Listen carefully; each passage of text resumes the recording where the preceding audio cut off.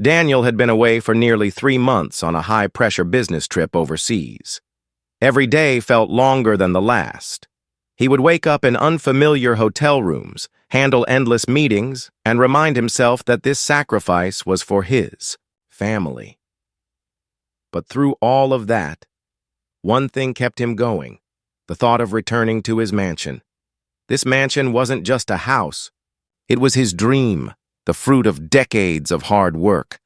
The gleaming marble floors, the grand oak staircase, the warm golden lights at dusk. Every corner carried memories of his children's laughter and his wife's love. Finally, after cutting his trip short, Daniel boarded an early flight home. As the cab drove him back to his gated community, relief washed over him. He imagined sinking into his leather chair in the study, smelling the faint cedarwood scent that always lingered there. His heart felt light for the first time in weeks. But the moment he turned onto his street, something gnawed at him. His house looked alive. The lights were on in the upstairs bedrooms. Curtains swayed, though no one was supposed to be home. His wife and kids were still visiting her parents. Daniel had told no one he was coming back early. He parked slowly, scanning his property. The trash bins were placed neatly by the curb, something his family never did when away. The garden looked freshly watered and the grass trimmed. A creeping unease tightened in his chest. As he walked to the door, luggage in hand, he noticed the welcome mat was crooked and faint footprints dotted the porch. He reached for his key, but when he slid it into the lock, it resisted. Someone had tampered with it. He twisted harder until it finally clicked open. The smell hit him first.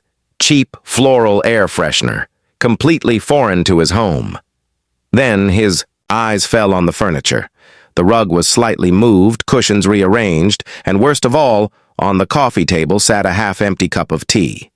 Steam still faintly rose from it. Daniel froze. Someone was inside. His pulse thundered as he stepped inside. He set his suitcase down quietly and scanned the living room. His family photos had been pushed aside, replaced with gaudy decorations he had never seen before. Plastic flowers, mismatched trinkets, even a neon clock. His stomach turned when he saw a pair of women's shoes by the rug. High heels, not his wife's. He whispered under his breath, "What the hell is going on here?" Then he heard it, footsteps echoing from the hallway. The sharp click of heels against his hardwood floor. And then she appeared. Karen, the HOA board member who had always made his life miserable, the woman who sent endless notices about his lawn being too wild, his driveway having too much oil, and his children playing too loudly. She had been the thorn in his side for years, but now she was standing in his house, wearing a smug smile like she owned the place. Her eyes widened dramatically. "Who are you?" she shouted. "What are you doing in my house?" Daniel blinked, stunned. "Your house? This is my home. What are you doing here?" Karen gasped, snatching her phone. "You're an intruder. I'm calling the cops." And before Daniel could stop her, she was shrieking into the receiver. "Help! There's a man in my home. He broke in." Daniel's world spun. Was this real? Was Karen actually trying to steal his mansion? Within minutes, sirens wailed outside. Red and blue lights flooded the driveway. 2 officers stepped inside cautiously, hands hovering near their holsters. Karen, in full performance mode, rushed to them. Fake tears streamed down her cheeks as she pointed a trembling finger at Daniel. "That's him! He broke in! He's dangerous! I've been living here for 2 weeks and he just barged in!" Daniel's jaw dropped. "This is insane! Officers, I own this house! Here, look at my ID, my driver's license, my mortgage papers. This is my residence!" One officer took the documents, flipping through them with a furrowed brow. Meanwhile, Karen waved her arms wildly. "Don't believe him! He abandoned this house months ago. The HOA gave me the right to occupy it. He's trespassing!" Daniel's hands shook with fury. I was on a business trip. My family's still out of town. She's lying. The officers exchanged uneasy glances. Two people, both insisting the mansion was theirs. One with legal papers, the other with emotional theatrics. The tension crackled like electricity. The officers separated them to get both sides of the story. Daniel explained every detail, his trip, his early return, his ownership of the home. He showed photos of his family inside the house, recent bills in his name, and even his travel. Documents. Karen, however, pulled out her trump card. Forged HOA paperwork. She claimed the house had been declared vacant and reassigned to her. "The board authorized me," she said confidently, her voice dripping with false authority. For nearly an hour, the officers went back and forth. They couldn't determine the truth on the spot.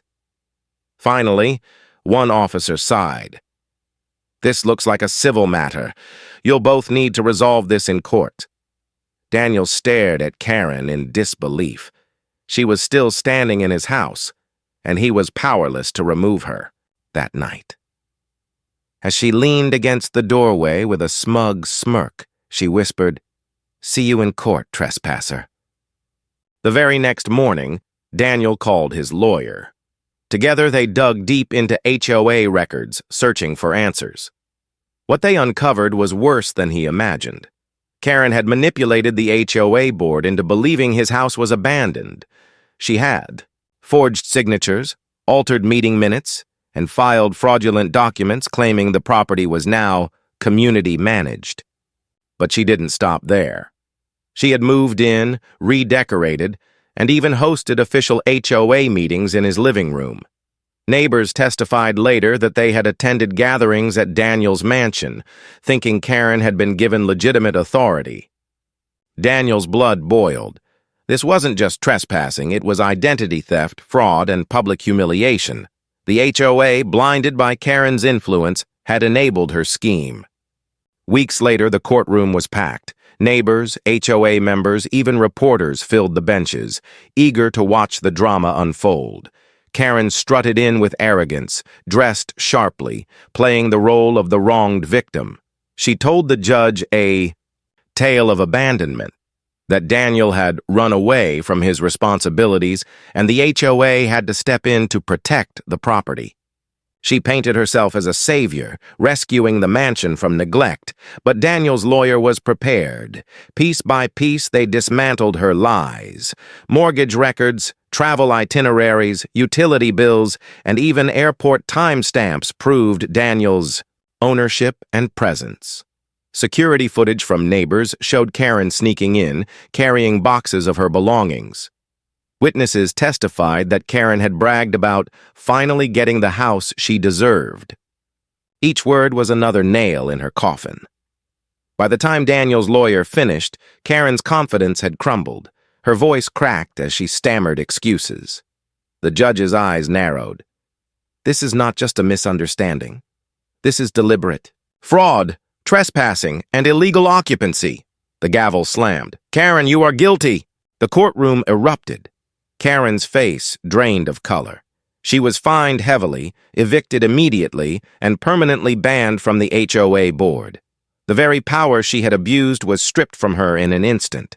For Daniel, the victory was bittersweet. He reclaimed his mansion, restored his furniture, and once again walked through the halls that echoed with his family's memories. But the scars of betrayal remained. He had trusted his community, only to be deceived by its own leadership. Neighbors whispered about Karen's downfall for months. Her arrogance had been her undoing. And Daniel, standing on his balcony overlooking the neighborhood, whispered to himself, "Never again. I'll never let them control me again." Karen's story became a warning to all. Power fueled by greed can steal for a while, but justice always finds its way home.